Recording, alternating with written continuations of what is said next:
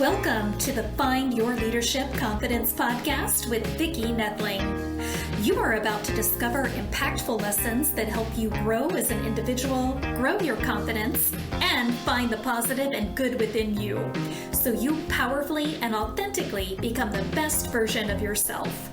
Be sure you visit our website at www.findyourleadershipconfidence.com. While you're there, subscribe to us via your favorite network. Now tune in, get ready, and enjoy the journey of emerging as a leader of exception in the 21st century. Welcome everyone to the Find Your Leadership Confidence podcast. I'm your host, Vicki Nedling, coming to you from Roswell, Georgia. The goal of this podcast is to bring guests and topics that will empower you to take your business to the next level. I'm so happy to have my guest today, Shana Francesca. And let me tell you about Shana. She is a speaker, a writer, and an entrepreneur, and is also known as an author, Maeve Marin. She has an pseudonym. Shana helps people live more joyful and connected lives through principles of life design. Shana believes our present and future are transformed when we infuse our lives with intention. We design our lives and realize the power in accepting ourselves as the author of our story. Such a great bio. Today I chose the theme to be choosing joy, living an authentic life. And I think, this ties so nicely to finding your leadership confidence. Please join me in welcoming Shana Francesca. So Shana, such a great background. I love the fact about the author of our story. Whenever I'm coaching people on speaking, sometimes that's the hardest thing for them to really think about what their stories are. And it's like, to recount that and to really be intentional. So I was really excited to have you on as a guest. Yeah, absolutely. Yeah, I can appreciate that. I think for each one of us, sometimes we get lost in the emotion of the moment or the emotion of a memory, and it can really ground us in that emotion rather than being able to see the bigger picture. So true. When it comes, So I always start out with an easy question for my guests, and that is, just tell everybody, what part of the country do you call home? Where do you live? New Jersey. New Jersey. Oh, I spent many a time in New Jersey in my UPS days. Yes. Yeah. So let's just get right into it and explain what life design is and how we can become a life designer. Yeah. Gosh, I think when it comes to life design, the way that I love to talk about it is to recognize that design is a function of intention, right? And so the minute that we can sit with, and establish an intention for a moment, for our lives, for our day, is the minute we start designing something, right? Because we're creating an intention, and then we apply that intention to our action, and that is designing, right? I think the key is for us to understand where that intention comes from, and it be grounded and rooted in our authentic self. And to do that, we have to really quiet the noise of the world, limit our distraction, meditation, or we really need to find a way to ground ourselves in who we really are rather than who society expects us to be, our family, friends. There's a lot of expectations put on each and every one of us every day, but none of them have anything to do with who we really are. They have everything to do with who others perceive us to be and expect us to be, right? So taking some time to ground ourselves in who we actually are and how we want to show up and how we want to move through the world, and being intentional about that, is when we really start designing our lives. And this conversation is not outside of the understanding that there are systems of oppression, that we all are affected by in different ways, right? So each one of our choices may be limited by laws or rules or societal expectations, biases, any of the isms. But there are choices that we do have. And when we get intentional about those choices, recognizing the power that those choices have, then we start to be able to take control of our own life and then work together and form community, and connect with one another so that we can move together and create powerful change, not only in our lives, but as a community. It sounds like it's really also having that self-discovery of what your core Yeah, values are and exactly. living those intentions for that, always going Yeah, back to that question, well, does this exactly. align? Exactly. And that's where intention comes in. It's a constant, it's not like a first comes this, then comes that. It's like all of these things are kind of converging together, and they're starting to weave themselves together in tension. I also believe that curiosity is a huge part of designing our lives. We have to get curious about what's possible, who we are, learning more, understanding the world in bigger ways, listening and leaning into other people's stories and lived experiences, because they can inspire us, change us, help us to connect to one another and to ourselves. There's so many things happening at the same time, and it's a matter of like a little bit of this, a little bit of that, a little Hmm. bit of this, and all of it starts to build up on top of each other to create this beautiful, joyful life. And when I say a joyful life, I don't mean toxic positivity. I mean having a truly joyful life where we're rooted in community and connection to ourselves and to others, and truly moving in community, right? Truly Hmm. understanding the toxic nature of hyper individuality, of understanding, pushing through hustle culture, all of these things that are very, very toxic and individualistic. We're Yeah. meant to live life together, and it's key to our mental health and our own expansion. Yeah, that it's so funny. This morning I listen to Darren Hardy every day, and Mm, his today's topic was all about the fact that living alone, living individually, and not in community will yeah, not make you live a long life. That correct. you need that community Yeah, to want to be around yeah, for those many centuries, right? yeah. So what is your backstory? Where did you start and then decide Yeah. this is the direction that I'm going to go? Yeah, absolutely. Okay, so I was born into to two very young parents and into an abusive household, and one that eventually um, moved into and became a part of an evangelical Christian cult. And so, growing up in a strictly religious, oppressive, oppressively religious environment. Um, on With that being my exterior life, right, and Hmm. then my home life being abusive, there was just abuse all around. Wow. And so trying to discover who you are in that environment, and trying to not only discover who you are, but for that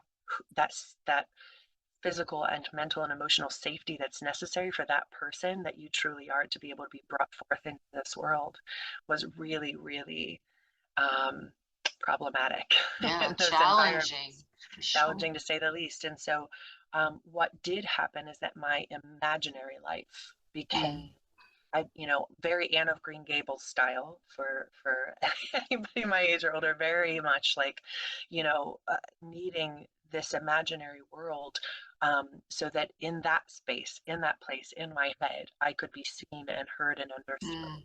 And a huge part of that became now what we kind of call vision boarding. Is I used to get the J.C. Penney catalog, every season. Who remembers that big thick old catalog? And it would have like everything under the sun, from camping equipment, clothing, all the things. And so I would circle all the items that I wanted to be a part of my life, this life Mm. I was imagining for myself, that authentically represented who I wanted to be and the things I wanted to experience, right? And then I would dog ear those pages so I could flack through them constantly until the next one came, right? Hmm. And And so it was a place where I started being able to craft this imaginary world and kind of imagine it in this one, right? And then I started doing a lot of reading, Mm. and taking quotes. And back then we had like physical calendars, right? Yes. And they would have like inspirational quotes and stuff on them. So I would Yes. take those inspirational quotes, I would write them on index cards, or I'd rip out the pages from the calendar and tack it up on my wall. My wall became this giant vision board of quotes, of images, of Mm. of beautiful flowers that I loved that inspired my creativity from National Geographic. Like it was all of this collage of things that inspired different aspects of me. Mm. And so my bedroom became this really beautiful safe space. And what started happening, and I now see it, like I now can look back and I was like, oh, this is what I was doing. Every time something really traumatic would happen inside the house or inside of my life, I would reorganize the furniture. Mm. And now I look back and I'm like, oh, I see. Our physical environment is very much an important part of our mental health, right? There was a Mm. study that came out in 2019 in Europe that showed that of the top three most important things to our happiness, number one is our mental health, number two is our home, number three is our physical health, number two is our home. We spend 2/3 of our life inside of our Yeah. home. And we spend like typically you should spend at least 8 hours a day inside of your bedroom. It is the very last place you close your eyes before you go to sleep, and the very first one you open your eyes to in the morning. And we don't recognize how powerful that is. That physical space and that physical environment is the first and last thing we see every day. Mm. And so I think I recognized the power of that and created my bedroom as a sanctuary. And then every time something terrible would happen, I would reset the furniture, almost like I was resetting the stage of my life, Mm-hmm. right? I needed a new space, a new energy, a new flow for my brain to be able to be like, okay, here we can start with a fresh start. We're safe in this environment, right? Mm-hmm. And create psychological safety for myself. And then I discovered that interior design was a thing, right? And that doing that for other people was something I could do as a profession. And so that's what I went to school for. I have a BS in interior design. But all the while I was working as an interior design, I was always approaching it from a place of psychological safety and a Mm. place of authenticity, because I had a deeply rooted understanding of how important our physical environment is Right. and how unsafe so many people feel inside of their own physical environment for a variety of reasons, whether it be the people they share that space with, or whether it be a fact that it is a reflection of social media or of marketing rather than Mm. who they really are. Yeah. Who they think everybody thinks they should be. Correct. Correct. And when Oh. it comes to your home, I say F the rules, do what you Mm. want. It's your life, it's your home. It should be an authentic reflection of you, your needs, your creativity, your aspirations. The prime space in your house should be dedicated to things that light up your life, right? If that and I always talk about the dining room, because dining rooms tend to be like the best. They can tend to get great lighting. They tend to have, great cross circulation. I always think about formal dining rooms is something that so many people don't use anymore. So like if you have that space in your home and you're not using it, why not make it the thing that you do the most of, the thing that lights up your life, in the music room, the art room, the yoga room, Mm. whatever it is, the space you play games with your family, right? We should create these spaces that honor who we truly are Mm. rather than honoring what other people want or expect of Yeah. us inside of our own home. Because practicing taking up space that way authentically for ourselves inside of our own home allows us to then be able to take those skills and use them in the larger world, because our home is a place of safety for ourselves to be able to practice these things, Yeah. right? So it's this beautiful thing that I started seeing in giving my clients permission, although they didn't need my permission, in giving them permission to take up space authentically inside of their own home, and working with them through that transition, and that renovation or that change really changed their lives Oh. fundamentally. They started inviting people over, having dinner parties, all of these things. And then I started to recognize the principles that I was using in my interior design work were really powerful all by themselves. Mm. And I really wanted to work with more people, not just as an interior designer, because as an interior designer, I can only have so many clients, Yeah. right? But then in recognizing that the principles that I was using really affect people's entire lives, Yeah. is where I made that transition from interior design to life design. And life design kind of sits here as the overarching, and then interior design sits underneath of it as one of the aspects of the things that Mm. we do to design our lives, right? And so then I really have been moving over the last few years into speaking and workshopping and being on podcasts and really talking about designing your life. Mm. Um, and I've seen how much it's changed people's lives, and it's so powerful. So it was like no one would think that interior design is related necessarily. They wouldn't necessarily at the beginning put the two together, but I always describe it this way: is that it's interior design, like our physical environment, and interior design, our interior environment. Yeah, Right? yeah, It's the for sure. connection between those two things. So that's what life design is. Who are your heroes or mentors that have guided you in this? You said you read a lot, but I do read a lot. I read so much. Um, Maya Angelou, absolutely. Um, Mia Birdsong, she's become one of my most recent mentors in my head. She wrote this amazing book that I recommend to everyone called How We Show Up. oh It yeah. talks about creating community. It talks about what does community look like.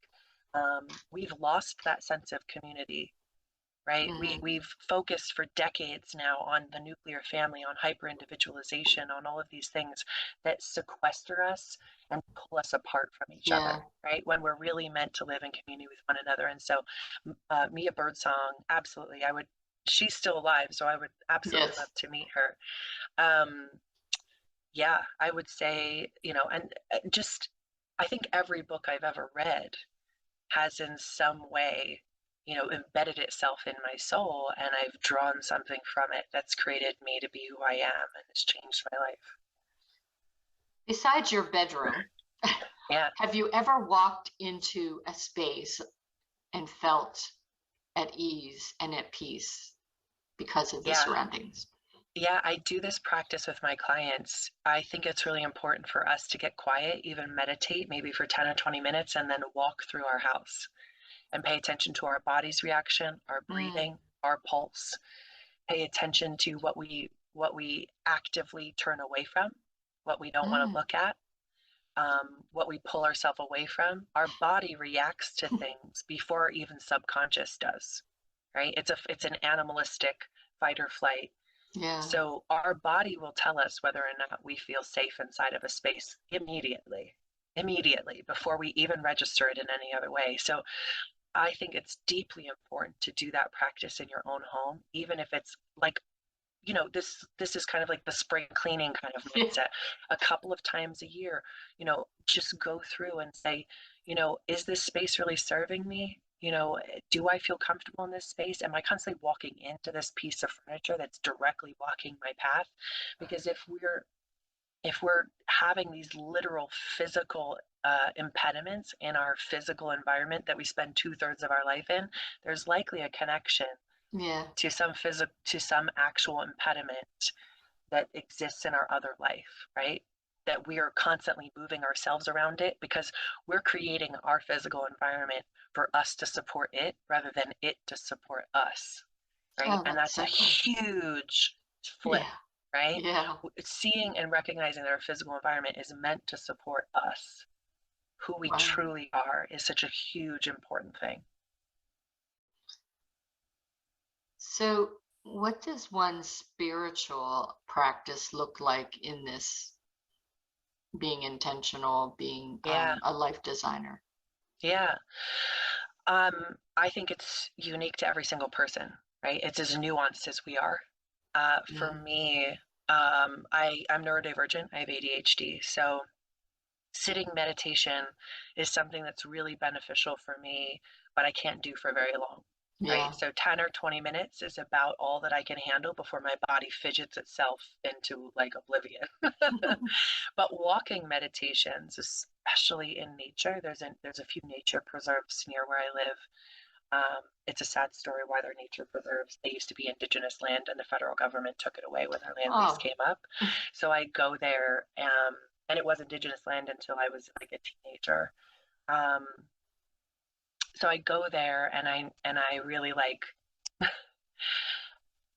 just am acutely aware that it's not supposed to be our land, that we took it.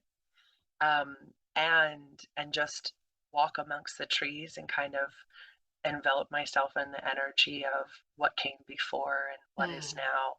Trees are, I think, are deeply spiritual, and trees actually talk to each other.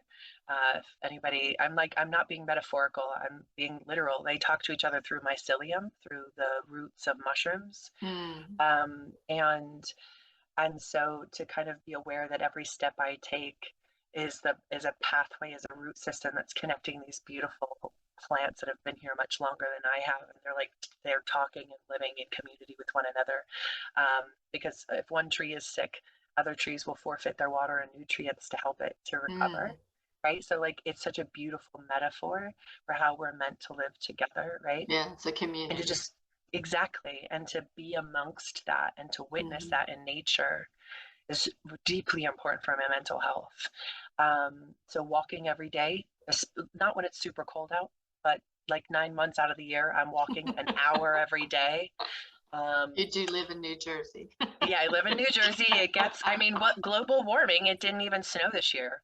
And it's like the trees are budding. But to walk an hour every single day, to take 10 or 20 minutes and just meditate, whenever that practice falls away, so does my mental health. Right? So I'm always kind of dragging myself back to it, and then like, oh yeah, this is where I need to be, right? Not letting the world kind of overtake that. It looks like, taking a deep breath throughout the day and just looking at the sun, or opening a window and breathing fresh air. It looks like paying attention to my body and what my body and my mental health need, and not pushing through. I just want to pause on that for people, not pushing through. Yeah. So you talked about 2019, and a lot of people were in their space. Yes. For a long time. Yes. Yeah, 2020. How has your business evolved in these last 3 years? Oh gosh, my business changed in that I was moving into doing more speaking and writing and sharing this in a broader way, but it was always what was planned. The interesting and beautiful thing is that suddenly everyone became acutely aware that what I was saying was deeply affecting. Correct. Yes. They're like, oh my God, I know exactly what you mean now, because our lives were so busy before. That's the danger of busy. Yeah. Is that we're disconnected from ourselves, and we're disconnected from reality. And it's so easy to breeze past that which is deeply affecting us, but we're not giving ourselves time to actually feel it. It's traumatizing. Busy is traumatizing. Constantly pushing through is traumatizing to us. And it caught up with us during the pandemic shutdown. I always say that, sorry. Go ahead. I was just going to say, I always said that was God's way of saying, y'all are not listening to me. So here we go. You're going to have 2 years to just get back together. Yeah. The universe was like, let's just hit pause. Yeah. And let's actually feel our feelings. And I think it was a moment of deep questioning of our true understanding of our world, and a deep recognition of how disconnected we are. And I think a lot of people's homes changed because they had to. And a lot of people recognized that their homes didn't support them at all. Like at all. That their homes were set up for other people's expectations. They were not set up for the support of who they are and their family's needs. And so, that was I think I only shut down and wasn't physically going anywhere for like 6 weeks. And then my phone was ringing constantly because people were like, I need your help. And like now, because my family needs it deeply. Right. And ultimately, it's really what launched me saying, okay, we need to be having these conversations in a broader way, because people get it now. They feel it. Whether they can articulate it or not, doesn't matter. They feel it. Right. And so that's where I was able to take this conversation and have it in a broader way. So it was a difficult and a beautiful moment, but often they go hand in hand, right? Yeah, absolutely. You have to know the pain to know the joy. Exactly. So what is the culture or brand that you are building? I like to describe it this way. I think capitalism has us all driven towards, I'm creating an empire, right? But traditionally and historically, empires are built on the backs of people through exploitation, right? The way that I look at Consonate and what I'm building, and there's it's a beautiful word all by itself. It's a real word. I didn't make it up. It has a beautiful definition. It means to arrange or blend together skillfully as parts or elements, put together in a harmonious, precisely appropriate or elegant manner. Oh, that is a beautiful definition.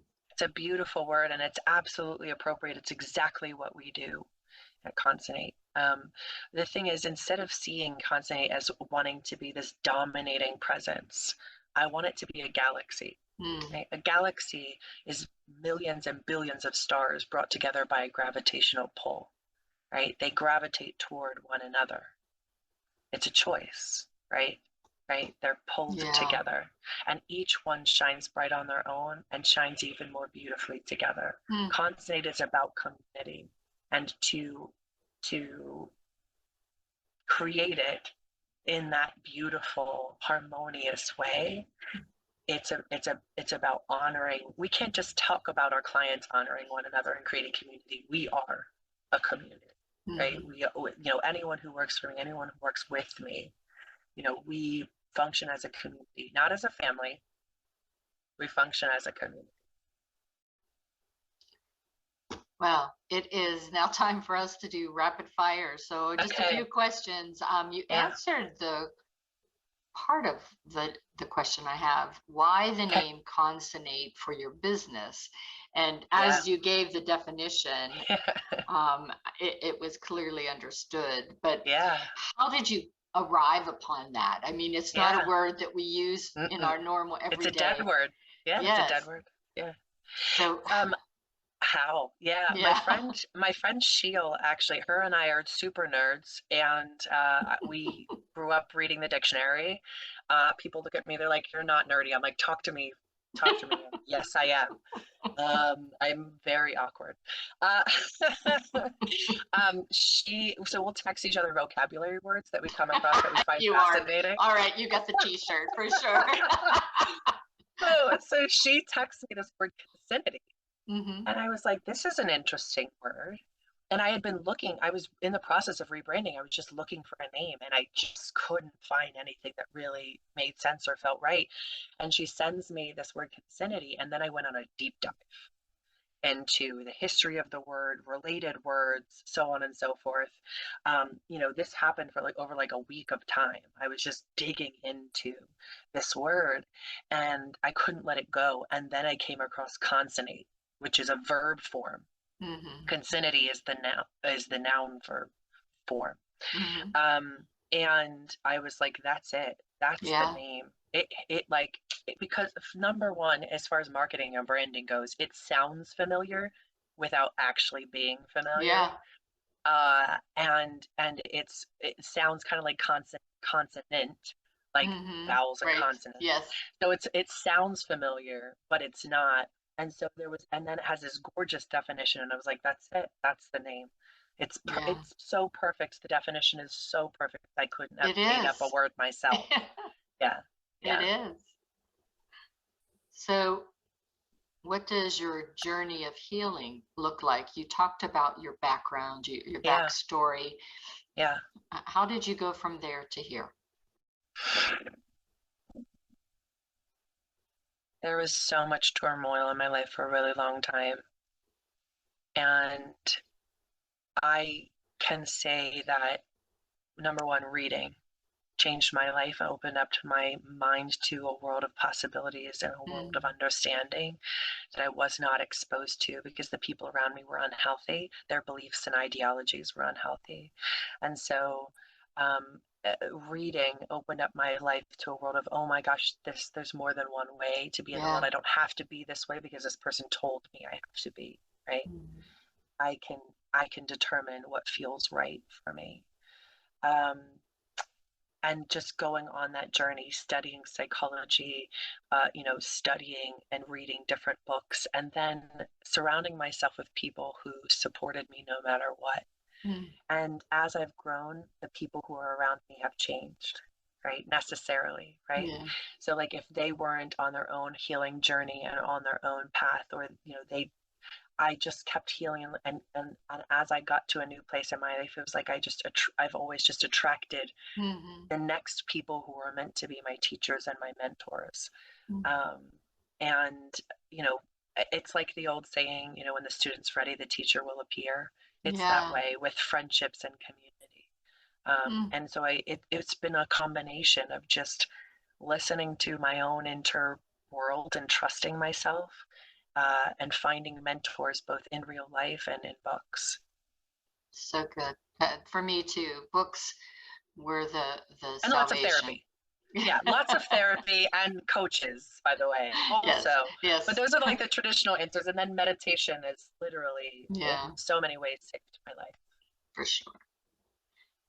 So um, how do you stay connected to joy? Everything goes every ways but sideways easily each day. Yeah, And yeah, and how do you just rein back in that joy? yeah. Some days it's harder than others. Yeah. I want to be Amen to completely that. honest. Some days I'm like, I don't know about today. I Mhm. don't know what today's going to feel like because it doesn't feel good to me. And there's a lot of stress and there's a lot of worry some days. But the thing I always come back to is remembering that I've made it through everything up until now. I'm resilient and I'm strong, and I have people around me that love me. And honestly, when I forget, I just, even though it feels like I don't want to call a friend, I'll usually shoot a friend a text if I can't bring myself to call them. Just shoot them a text and be like, hey, I'm struggling today. Can we like talk, or can I come over? Or can you come over? Mm. And just reconnect with Yeah. someone, because it's usually because I'm too deep in my thoughts, right? I'm Hmm. too deep in the rabbit hole of my brain, and I need someone to help me to remember who I really am, Yeah. rather than remembering the struggle. So this is why I always come back to, I tap into my community Hmm. when that's how I stay grounded in joy. Awesome. So you took us on that backstory. You brought us up Yeah. to the present. What's the next big thing for you? I'm actively looking to book my schedule with speaking engagement this year. I have a couple already scheduled. So if anybody's looking to hire, someone or a speaker for their event, or they're an event planner, or you're in a corporate environment and you hire people to speak or facilitate workshops, that's what I'm doing, is booking those for the year. And also I host digital workshops myself through my website, Hmm. so people can check that out. I try to create them as like lunch and learns once a month, so that people can really get a nugget-sized version of this conversation Yeah. that's really truly applicable. And it comes with a 33-page workbook, Oh, wow. so that people can take it with them and they can work through and practices there's 4 chapters. Each chapter has a practice, so that people can incorporate it into their daily life. I insist on not just talking about something, but really making it applicable for people's lives and being able to create practices for themselves. Not about doing more, but about being more intentional with Yeah. what we're already doing.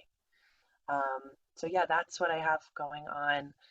So people definitely can check out the website All for right. all that. Speaking of that, I'm Yeah. going to share my screen. So those of you that have been following and subscribing, and if you haven't been, you should subscribe to this Find Your Leadership Confidence podcast. But it's time for you to get that paper and pencil or pen to write down the website. I will read that to you, and those that are watching can get a screenshot. So her website is www.concinnate.world. Again, that's CONCINNATE.world. CONINNATE.world. Look it up in the dictionary so you can get that consonate, great definition. I think I'm going to put it in my show notes as well. Yeah. She can be found on Instagram, Facebook, again with Consonate, and on YouTube. And I'm going to let Shana talk to you a little bit about what you'll find whenever you go to consonate.world. Yeah, absolutely. So there's a lot of information. You'll find interior design projects on there. You'll also find workshops on there.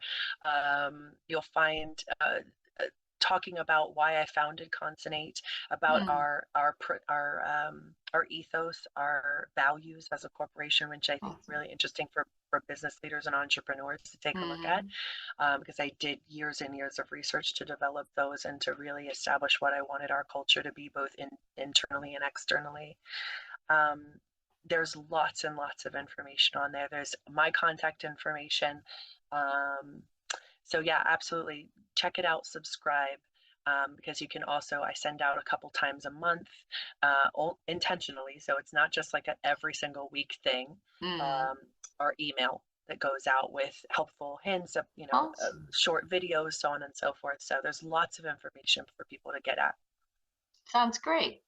Well, thank you so much for being such an interesting guest. I knew I would be excited about hearing about all of this, and I am.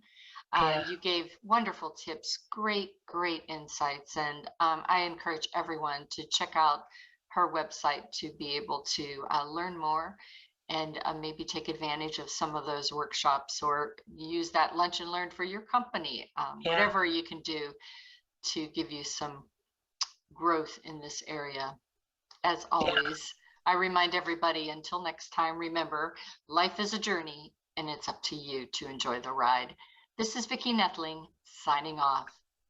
Thank you for tuning into the Find Your Leadership Confidence podcast with Vicki Nettling, where we share impactful lessons that help you grow as an individual, grow your confidence, and find the positive and good within you so you powerfully and authentically become the best version of yourself.